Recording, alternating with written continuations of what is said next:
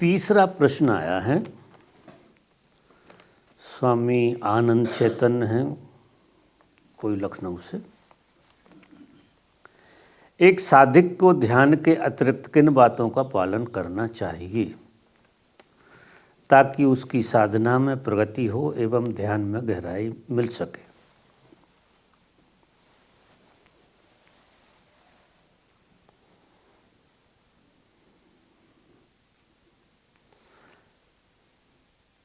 साधना में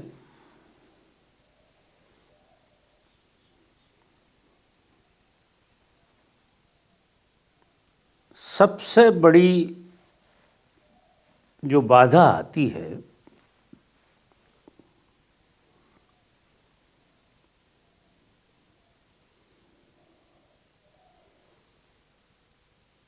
वो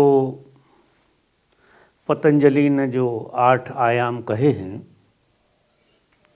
उसमें सबसे पहले यम आता है।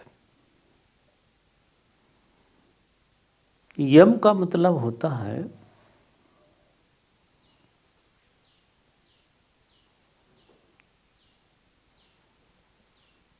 तुम्हारा चित्त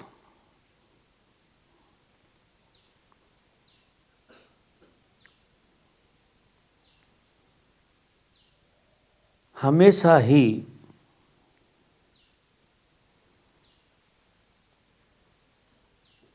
किसी न किसी चीज के विरोध में रहता है। यानी कोई ना कोई चीज, कोई ना कोई व्यक्ति आपका शत्रु जैसा होता है। तो यम के नियम में ये चीज़ें आती हैं कि आपके चित्त में से धर्म की पहली शर्त है ये, और साधक का पहला गुण है। साधक को अपने चित्त से सबके प्रति मैत्री भाव पैदा करना है। सबके प्रति मैत्री का भाव आ जाए तो तुम्हारा चित्त खंडित नहीं होगा, क्योंकि ये सब चीज़ें चित्त को खंडित करती हैं। चित्त वृत्ति निरोध, चित्त की जो वृत्तियां हैं उनको हमें हटा देना। और किसी के प्रति भी हमारा विरोध, किसी के प्रति हमारे चित्त को खंडित करता है।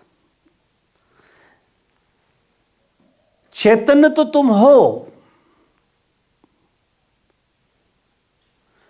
लेकिन चैतन्य में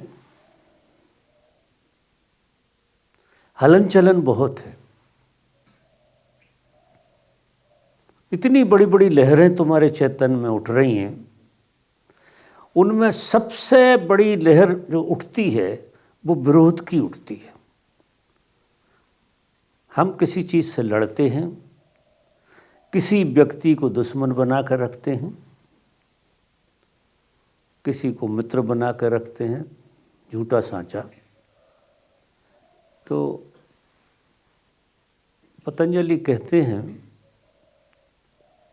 कि आपका यदि चित्त सभी विरोधों के बाहर चला जाए, वो कब जाएगा? जब आपकी समझ पकी होगी और ध्यान आपके जीवन में आ गया होगा, जागृति आप में पैदा होने लगी होगी। जैसे ही जागृति हमारे चित्त में आने लगे ध्यान के द्वारा, तो सबसे पहले हमें चित्त में से विरोध को निकाल देना। किसी के प्रति भी आपका जरा भी विरोध नहीं होना चाहिए। एक हल्का सा विरोध भी आपको समाधि से बहुत दूर ले जाएगा, समाधान से बहुत दूर ले जाएगा। चित्त आपका निर्दोष हो जाए तो साधक की साधना में बड़ी गहराई आएगी। चित्त पे भोजन का बहुत प्रभाव होता है। हमारा जो चित्त है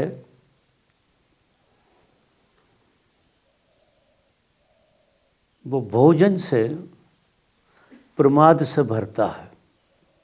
साधारण भोजन भी हम करते हैं, उससे भी हमारे चित्त पे प्रमाद आता है। फिर हम प्रमाद वाला भोजन अगर करेंगे, कठोर भोजन करेंगे हम तमस वाला, और जो आपको बेहोश करे ऐसा भोजन, वो आपकी साधना में बाधा देता है। तो एक तो भोजन सुधार लें आप। बिल्कुल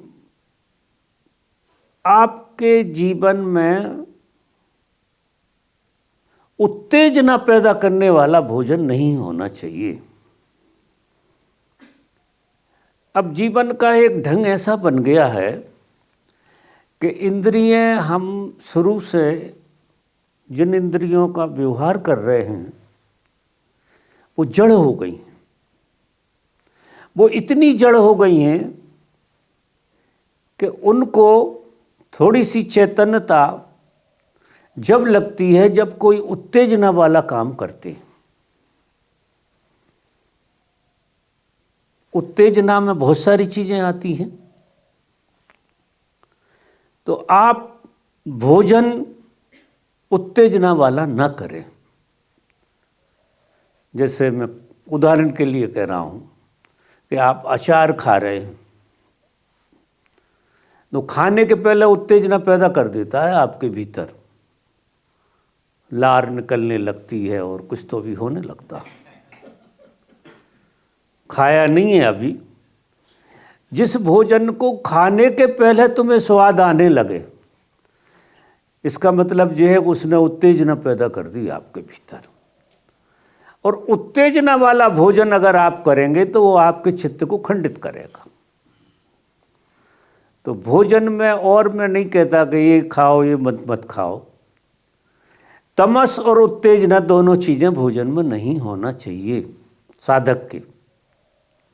वो साधक को ध्यान रखना। दूसरी बात, किसी चीज की अति में नहीं जाना।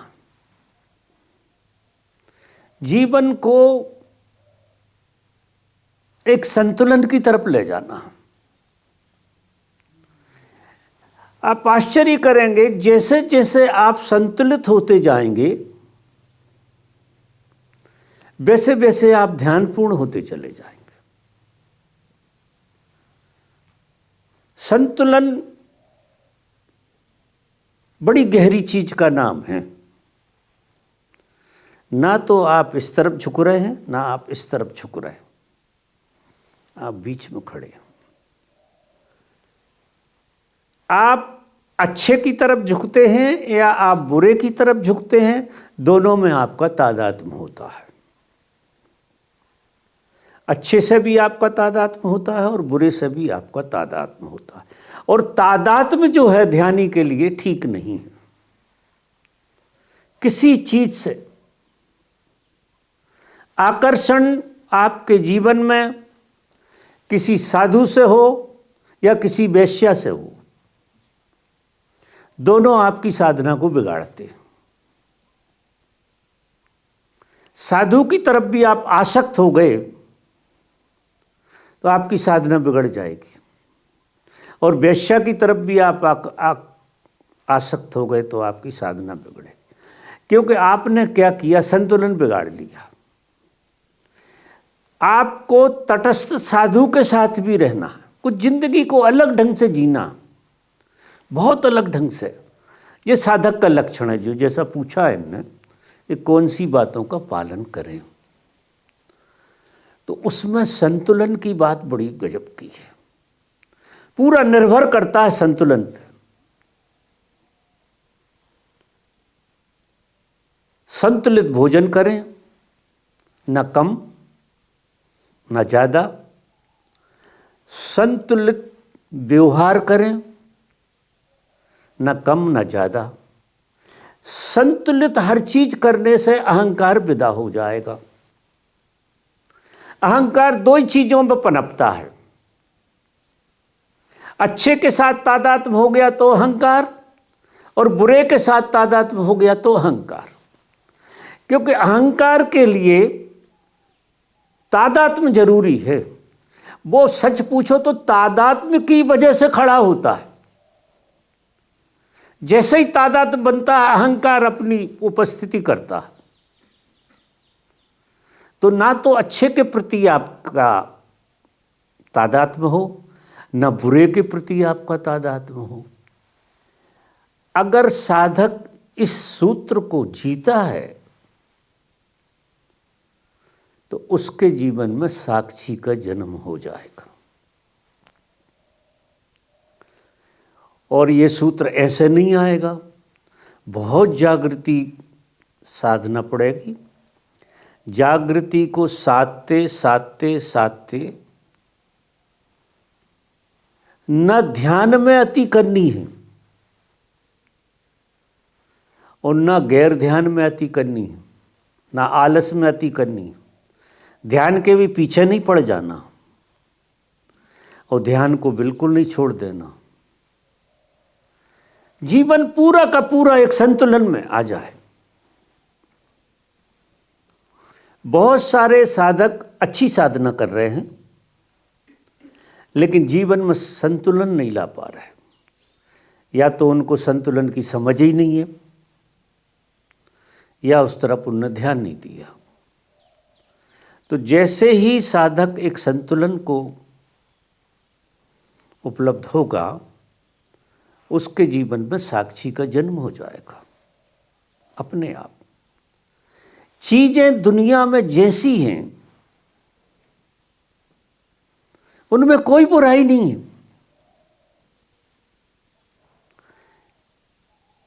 तुम किस ढंग से लेते हो। अगर तुम तादात्म्य करते हो तो नुकसान कर लेते हो, और अगर संतुलन में जीते हो तो फिर तुम्हारी बात बन जाती है। ये जो जगत है बड़ा सुंदर है।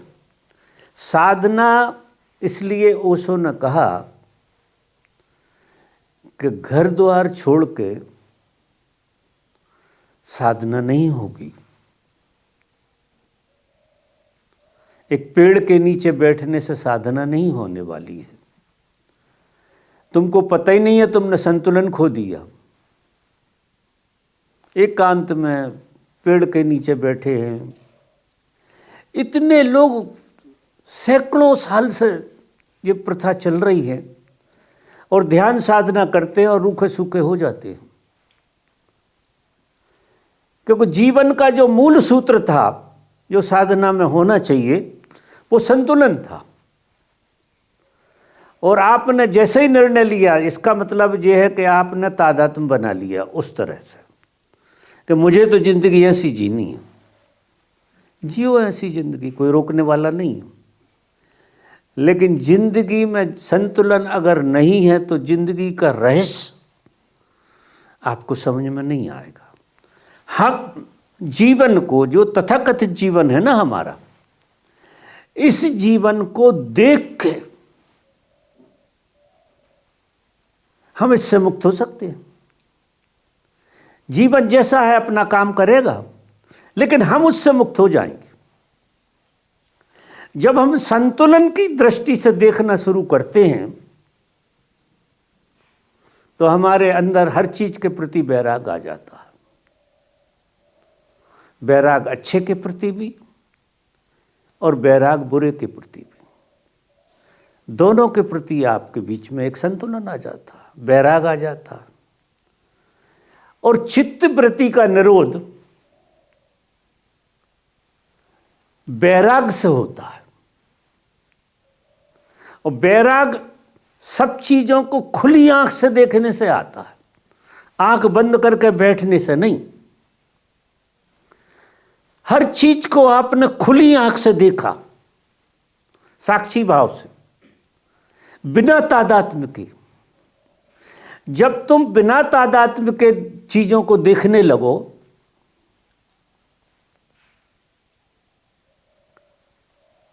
तो तुम्हारे देखने का गुणधर्म ही बदल जाएगा। क्योंकि सब चीजें मुक्त करने के लिए हैं, यहां हर चीज से मुक्त होना है आपको, और हर चीज के बीच में रहना, लेकिन हर चीज से मुक्त होना। तुम ढूंढ क्या रहे हो? मुक्ति ढूंढ रहे हो, स्वतंत्रता ढूंढ रहे हो। तादात्म्य बंधन है, चाहे अच्छा हो, चाहे कोई तुम्हारा प्रिय हो। प्रिय तो कोई होता ही नहीं है, मन मान लेता है कि ये हमारा प्रिय है। मन के खेल हैं ये सारे। कोई तुम्हें अच्छा लगता है, प्रिय लगता है, वो तुम्हारे मन का खेल है। कोई तुम्हारा शत्रु है, दुश्मन है, ये तुम्हारे मन का खेल है। इसमें सच्चाई दोनों में नहीं, दोनों ही झूठी चीजें हैं। अब ये दोनों झूठी चीजें कब समझ में आ सकती हैं? जब तुम संतुलन में बैठे हो। तुम साक्षी में अगर आ गए तो चीजें गजब के ढंग से दिखाई देती हैं, ऐसी नहीं दिखाई देती। चीजें हैं, अपने अस्तित्व में हैं। वो चीजों को तुमसे कुछ लेना देना नहीं। एक फूल है, पेड़ पे उग रहा, खिल रहा, तुम कहते हो सुंदर है। उससे पूछो, फूल से पूछ के देखो आप कि सच में तू सुंदर है यार, हमको तो लग रहा। अगर फूल बोल सके तो वो हंसेगा। वो गहराई में फूल ये कहेगा मैं सिर्फ हूं, मात्र हूं मैं। इसका होने से सुंदर असुंदर होने का क्या लेना देना? ये तुम्हारी भ्रमणा। अगर ऐसी दृष्टि संसार में आपकी आ गई कि ना कोई सुंदर है, ना कोई कुरूप, ना कोई अच्छा है, ना कोई बुरा, आपने संतुलन से देख लिया। साधक को ये बहुत अनिवार्य है कि वो अपने जीवन में छोटी छोटी चीजों में भी संतुलन लाए। यानी वो अगर कुछ सीखने वाली बात है जीवन में, तो जीवन में संतुलन लाना है। जो तुम्हें दिखाई तो देता है, तुम मानते नहीं। दिखाई तो देता है, अनुभव में होता है तुम कि बिना मतलब के फंस रहे हो, और फिर उसी चीज के लिए रोगे भी। जिसे तुम मीठा मीठा कह रहे थे, 2 दिन बाद वो कड़वी कड़वी, क्योंकि वो असली में वो आंख तो थी ही नहीं। हमने कामना की आंख से देखा, वासना की आंख से देखा, तो हमको चीजें और दिखेंगी। हमने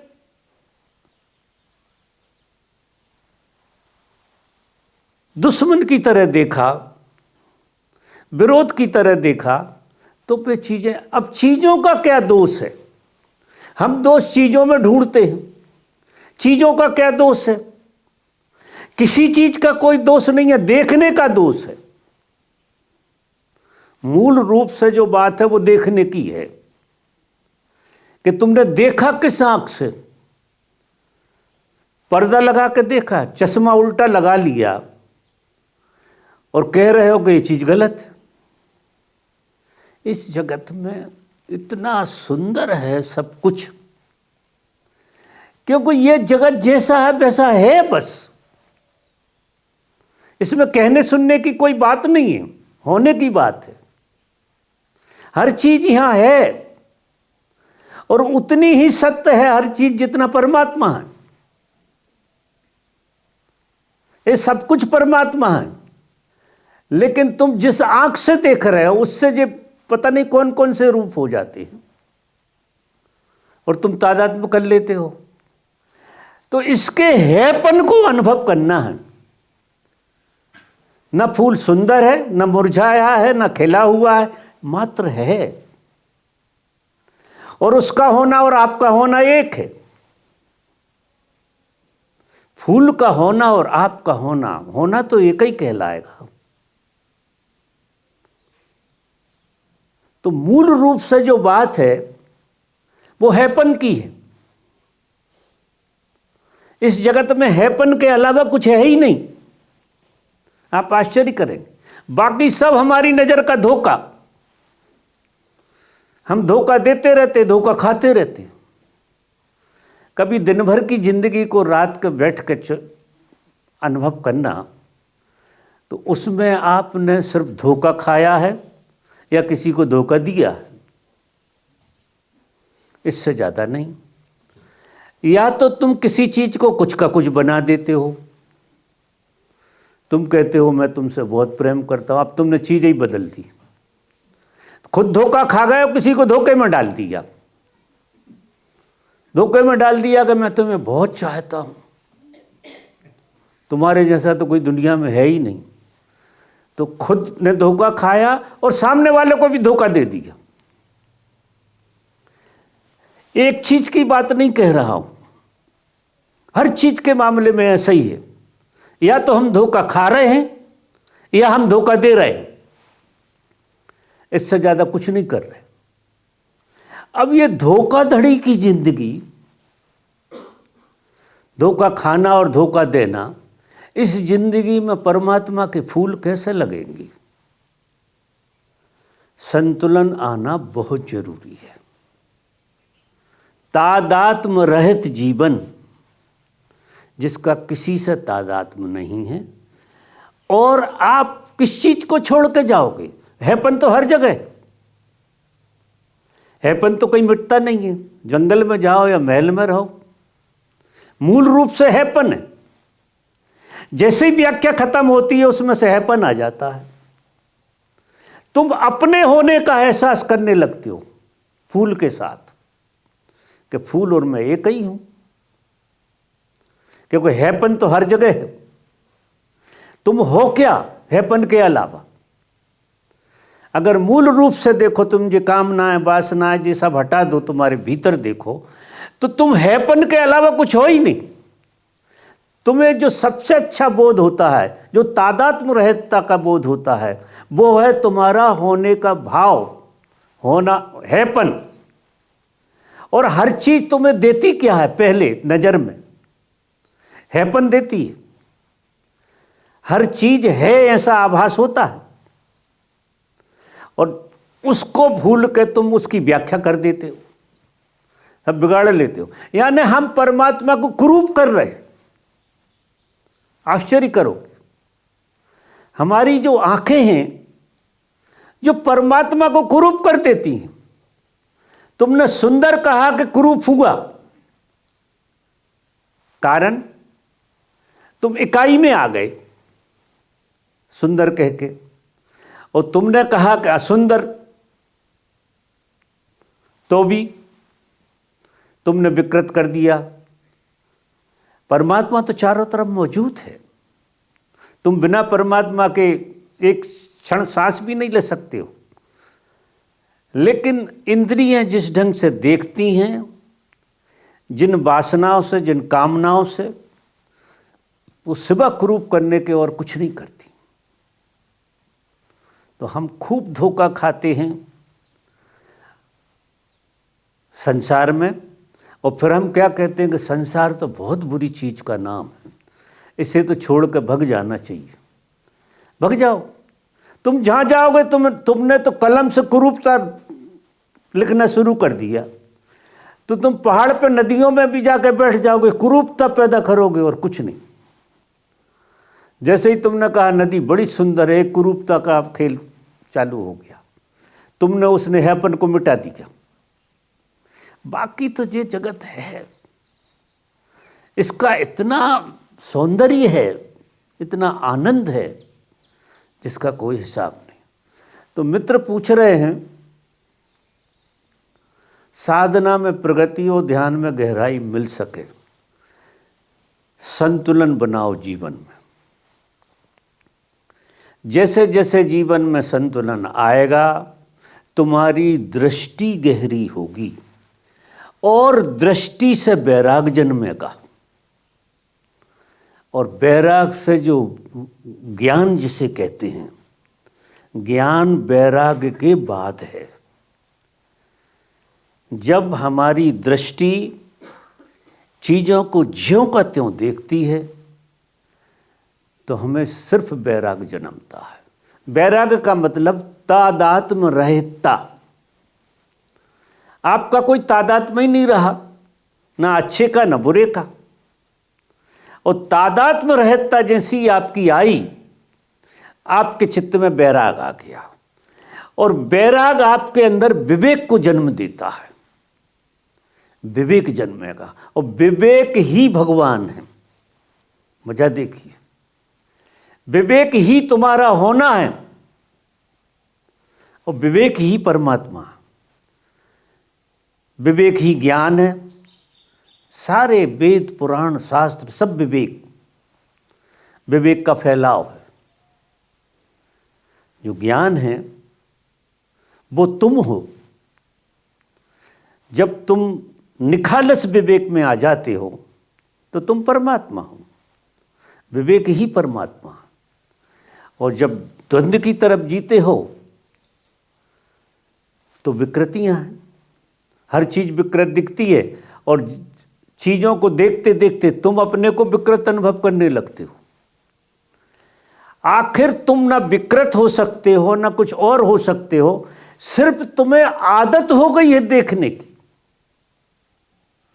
अपने आप को। और जैसा तुम देखने लगते हो, विकृति को देखते हो, तो ऐसा मान लेते हो कि तुम विकृत हो, और ऐसे ही फिर तुम संसार को देख लेते हो। विकृति देखते रहते हो संसार में, तुम्हें अच्छा दिखता ही नहीं, क्योंकि चित्त विकृत हो गया। चित्त विकृत विकृति को देखेगा, वो उसी को पकड़ेगा। कोई आके खड़ा होगा तो आपको विकृति पहले दिखेगी, जजमेंट तुरंत खड़ा हो जाएगा, क्योंकि जिस अवस्था को आप जी रहे थे वही देखने लगोगे। और मजा यह है कि कोई भी चीज विकृत है ही नहीं, और ना तुम विकृत हो। जब विवेक में पहुंचोगे तो भ्रम था ऐसा लगेगा। तुम भ्रम की जिंदगी जी रहे थे, वो भ्रम की जिंदगी निकल गई।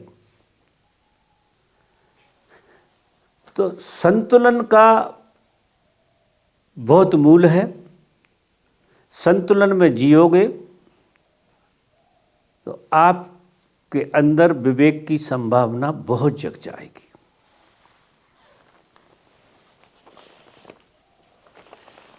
एक हमारे मित्र हैं जो बहुत प्रेम करते हैं, वो कविता लिखते हैं, और हमेशा कविता ही उनका प्रश्न और उत्तर दोनों होती है। प्रश्न भी होता है उसमें और उत्तर भी होता है, दोनों चीज़ें समाई होती हैं। तो लिखते हैं, धड़कन दिल की धड़कन हो। क्या बात है, धड़कन दिल की धड़कन हो, जी तुम तो दिल की धड़कन हो। तुमको दम दम सजदा हो, देखे हमने चांद सितारे दरिया और समंदर। ये सब एक झलक तुम्हारी, तुम हो सबसे सुंदर। तुम जीवन की धार, तुम्हारे कदमों में जन्नत है। तुम जीवन की रास, तुम्ही से रोशन उल्फत है। नजर न आओ तुम होती अनजानी तड़फन है। नजर आओ जब तुम बजती नूरानी सरगम है। धड़कन दिल की धड़कन हो, तुम तो दिल की धड़कन हो। महानदी की धारा कदमों में बहती कलकल है। हाजिरी तुम्हारी ऐसी साधक, मौज में जीते पल पल हैं। धड़कन दिल की धड़कन हो, तुम तो दिल की धड़कन हो। तुमको दम दम सजदा हो।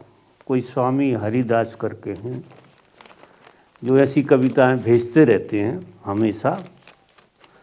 तो उनसे भी मेरा निवेदन है कि ये दिल की धड़कन जो है हर चीज़ है, हर चीज़ जो तुम्हें दिखाई दे रही है वो दिल की ही धड़कन, अलग से कुछ भी नहीं। तो अब मेरे ख्याल से प्रश्न सब विदा हो गए कि बचे हैं। किसी का बचा हो तो मैं बात को आगे थोड़ी चलाऊं, या ख़त्म हो गया हो तो फिर बात ख़त्म करूं। प्रश्न बना हुआ है अभी, सुनाओ। क्या गीत गाओगी? बाद में गाऊंगी। बाबा, आपने बोला कि वैराग्य आता है, लेकिन रस भी तो परमात्मा का ही रूप है ना। जीवन में जो रस लेते हैं हम, जीवन में रस जो लेते हैं, नृत्य है, रस रस। जीवन में रस परमात्मा का रूप ही तो है ना। वो दिखाई देता है। नहीं, इसीलिए तो रस। जीवन में जो रस है उसी का नाम परमात्मा, वो तो रास बिहारी है। हाँ, तो फिर वैराग्य तो अपोजिट हो गया ना उसका। बिल्कुल नहीं, वैराग्य की वजह से ही तो रस दिखेगा। अभी तो तुम कुछ और देख रहे हो। अगर चित्त में वैराग आ गया तो मैंने क्या कहा, ये हैपन के अलावा कुछ नहीं है। और हैपन का दूसरा नाम रसो बेसा, उसका रस बह रहा है। परमात्मा का जो स्वाद है वो रसो बेसा है। लेकिन हम उसको जिस तरह से देख रहे हैं वो बहुत छोटी सी खिड़की से देख रहे हैं, बहुत खिड़की से देखने के कारण उसका बहुत सारा भाग अंधेरे में पड़ा रहता है जो दिखाई नहीं देता। और खिड़की में से जितना दिख रहा है उसको रसो बेसा नहीं कह सकते। हाँ, एक शोरबा जो फूलों में एक सौंदर्य है, निश्चित ही परमात्मा का सौंदर्य है। लेकिन फूल के सौंदर्य से ज़्यादा तुम देख नहीं पाते। तुम्हें लगता है कि फूल में सौंदर्य है। फूल तो एक्सक्यूज था जो तुम्हारी इंद्री पकड़ सकती थी। लेकिन इंद्रिय के पीछे से अगर तुम देखोगे, जिसे बैराग की दृष्टि कहते हैं, बैराग की दृष्टि होते ही तुम अतीन्द्रिय में चले जाते हो। तुम इन इंद्रियों में नहीं रहते जो इंद्रियां संसार के ढर्रे को जीती, सुंदर असुंदर को जीती। वो सुंदर असुंदर नहीं है, वो रस हैपन का दूसरा नाम है। जिस दिन तुम्हारे हैपन में तुम उतर जाओगे, उसमें ये कुछ नहीं दिखागा सिवा रस की। यहाँ रास बिहारी का रास चल रहा है तुम्हारे लिए, दूसरों को नहीं। लेकिन तुम्हारे लिए तो यहाँ रस के अलावा कुछ है ही नहीं। अगर परमात्मा रसो बेसा न हो तो फिर उसकी यात्रा का ही मतलब क्या हुआ? उसकी यात्रा का मतलब ये है कि हर चीज तृप्त कर गई तुमको, हर चीज से ऊपर उठ गए तुम। उस रस में जब तुम डूबोगे तो ये दुनिया तुम्हें रसपूर्ण लगेगी। फिर ना तुम्हारी किसी से निंदा होगी, ना स्तुति होगी, ना किसी को पकड़ोगे, ना छोड़। जब सारी दुनिया रसपूर्ण हो जाए तो किसके बारे में क्या कहोगे? बस तुम होगे। जैसे एक उदाहरण बताऊं तुम्हें, ये सारी दुनिया लड़कियां हो जाएं, ये सारी दुनिया में सिवा लड़की के कुछ बचे ही नहीं, तो तुम्हें क्या दिखाई देगा? कुछ दिखाई देगा? नहीं दिखाई देगा। कैसा लगेगा तुम्हें? लड़कियां दिखाई नहीं देंगी। जब सारी लड़कियां हो गई तो क्या देखना लड़की को? सारी दुनिया सिवा लड़कियों के कुछ है ही नहीं। क्योंकि लड़कियां तो पुरुष की मौजूदगी का खेल है और कुछ नहीं है। अब तुम लड़की और लड़का दोनों से मुक्त हो जाओ तो फिर क्या दिखेगा? ना तुम लड़की हो और ना तुम लड़का हो, और हो तो सही, वो तीसरे की नहीं कह रहा हूं, कोई तीसरा ना तुम लड़की हो ना तुम लड़का ना कुछ अदर, तुम सिर्फ हो। तो फिर जो है जिस संसार में तुम्हें कोई चीज दूसरी दिखेगी ही नहीं सिवा तुम्हारे होने की। तुम्हें ऐसा लगेगा कि तुम अपनी छवि आईने में देख रहे हो हर जगह, न लड़की बची न लड़का बचा। ये द्वंद्व ही तो परेशान कर रहा, और तुम्हें इस द्वंद्व में रस नजर आ रहा। इसमें है लड़ाई, इसमें गजब की लड़ाई है। प्रकृति इतना जबरदस्त एक जाल फंसा रखा है द्वंद्व पैदा करके। ये प्रकृति का खेल है। प्रकृति ने एक को दो कर दिया, दो में तोड़ दिया। अब एक दूसरे को ढूंढ रहा है बस, और यहाँ कुछ नहीं हो रहा। एक दूसरे को हम ढूंढ रहे हैं, दो है नहीं, है एक ही। और दो मिलकर एक हो जाए समझ से तो ढूंढाढाड़ी बंद हो जाए, क्योंकि तुम दो नहीं हो और दिखाई दो देते हो। जैसे विज्ञान भैरव तंत्र जी कहता है कि तुम स्त्री और पुरुष दोनों हो, तुम एक नहीं हो। और जागृति आएगी तो तुम्हारा पुरुष तुम्हारे भीतर जाग गया, और स्त्री तो स्त्री और पुरुष दो ही गायब हो गए, क्योंकि स्त्री तो पुरुष के कारण अनुभव कर रही थी अपने को, और पुरुष स्त्री के कारण कर रहा था। अब स्त्री और पुरुष दोनों मिल गए अगर भीतर, जैसे दो अलग अलग हो गए थे, साधना में दोनों मिलकर एक हो जाते, यही तो खेल होता। और स्त्री पुरुष अगर एक हो गए तो संसार का पूरा द्वंद्व खत्म हो गया। इसी द्वंद्व से सारे द्वंद्व चल रहे हैं। स्त्री खोज रही है तो उसने सारी प्रकृति को तोड़कर देखना शुरू कर दिया। कौआ है कौई है, चिड़िया है चिड़ी, वो मतलब जो सारा उपद्रव खड़ा हुआ है जिसका कोई हिसाब नहीं। और अगर वो घटना ऐसी घट जाए कि स्त्री और पुरुष दोनों एक जगह ले हो जाएं, उसी की यात्रा है सारी, कि भीतर से तुम्हारे अंदर से स्त्री पुरुष एक हो जाएं। एक जैसे ही हुए कि दूसरा बचेगा ही नहीं, दूसरा तो अभाव में दिखता, अभाव खत्म हो गया। अभाव खत्म हो गया तो कोई चीज द्वंद्व में दिखेगी ही नहीं। यह सिवा फिर अगर स्त्री और पुरुष दोनों एक हो गए तो वहां तुम परमात्मा हो गए। अब जो तुम हो गए वही तो देखोगे, विपरीत तो है ही नहीं। विपरीत तो अब तुम्हारे अंदर बचा नहीं। विपरीत की वजह से तुम लड़की अनुभव करते हो तो लड़के को देखते हो। लड़कियां तो तुम्हें दिखाई नहीं देती, लड़के ही दिखाई देते हैं। उनका तो एहसास ही नहीं होता कि ये हैं भी, होता है कि नहीं? देखना पड़ता, क्योंकि तुम्हें विपरीत दिखाई देता।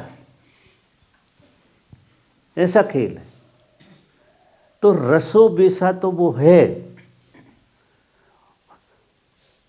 लेकिन ऐसा रस नहीं जैसा तुम मान रहे हो कि लड़की को रसपूर्ण हो जाएगी। लड़की कभी नहीं होने वाली, क्योंकि जब तक उसे लड़की का एहसास होगा वो रसपूर्ण तो लड़के से होगी, उसे भ्रमजे है, और वो होने वाला है नहीं। वो आज तक नहीं हुआ, पृथ्वी बनी है जब से। तो तुम कोई अद्वितीय हो कि तुमसे हो जाएगा, हो ही नहीं सकता। ना ऐसा कोई, हर एक स्त्री को एक भ्रम रहता है, गजब का भ्रम। ऐसा भ्रम रहता है कि मेरे लायक कोई पुरुष जो है मुझे मिला नहीं। ये हर स्त्री को, सारी पृथ्वी में मुझे अभी तक ऐसा पुरुष नहीं मिला जैसी मेरी चाह है। बोलो सबको है कि नहीं? काम चलाऊ चीजें चल रही, लेकिन गहरी बात मुझसे पूछो तो ये है कि पुरुष को ये भ्रम रहता है कि मुझे जो स्त्री मिलना थी वो स्त्री तो नहीं मिली, जिंदगी काट दी मैंने। तो आंखें उस स्त्री को ढूंढ रही है जो तुमने कल्पना कर रखी है तुम्हारे भीतर, या तुम्हारे भीतर छुपी हुई है। उस पुरुष को तुम ढूंढ रहे हो, और वो पुरुष बाहर मिलने वाला नहीं है, क्योंकि अस्तित्व में है ही नहीं। जो चीज अस्तित्व में है ही नहीं उसकी खोज है तुम्हारी। मजा देखो, हर एक की सारी जिंदगी कट जाती है स्त्रियों की वो पुरुष ढूंढने की जिसकी उनने कामना की थी। वो पुरुष मिलता नहीं अर्थी तक। और ऐसे ही गरीब पुरुष की हालत, सारी जिंदगी वो वाली स्त्री ढूंढ रहा। और गुरु कहते हैं, गुरु समझाते हैं कि वो स्त्री तुम्हें कभी नहीं मिलेगी। तुम व्यर्थ में अपनी ऊर्जा खराब कर रहे हो। वो स्त्री तो नहीं मिलने वाली, आज तक नहीं मिली, शिव जी को नहीं मिली, कृष्ण को नहीं मिली, तो हमें कहाँ से मिलेगी? मिल ही नहीं सकती है। शिव जी ने भी अपने भीतर ढूंढ ली, फिर बहुत बार ढूंढते रहे। कृष्ण ने भी अपने भीतर ढूंढ ली, मामला सुलझ गया। तो जब उनने अपने ही भीतर ढूंढ पाई तो हम क्यों बाहर ढूंढ रहे? हम भी अपने भीतर ढूंढे। और ओशो ने अपने भीतर ढूंढ ली थी, उन्हें अपने भीतर ढूंढ ली। फिर स्त्रियों को नचाते रहे कि हमें जरूरत नहीं, तुम नाचो। खेल खिलाते रहे पूरा का पूरा, रासलीला चली गजब की ढंग से। ऐसा खेल है। तो रसो बेसा तो वो है, लेकिन किन के लिए है? जिनका बाहर रस विदा हो गया। अब तुम्हें ये लगता है कि वो बाहर रसो बेसा है परमात्मा, ऐसी घटना तो किसी को नहीं घटी, मेरे अनुभव में तो नहीं है। ठीक है, और कोई प्रश्न तो नहीं रह गया? तो आज नई साल का हम सेलिब्रेशन करेंगे। पुरानी साल बहुत अच्छे ढंग से विदा हो रही है, इतनी सुंदर रही जिसका कोई हिसाब नहीं। और आपके सबके जीवन में नई साल इससे ज़्यादा सुंदर रहेगी, क्योंकि तुम अपने बीइंग की तरफ जाओगे। मेरा ऐसा मानना है, उसी को मैं सौंदर्य कहता हूँ।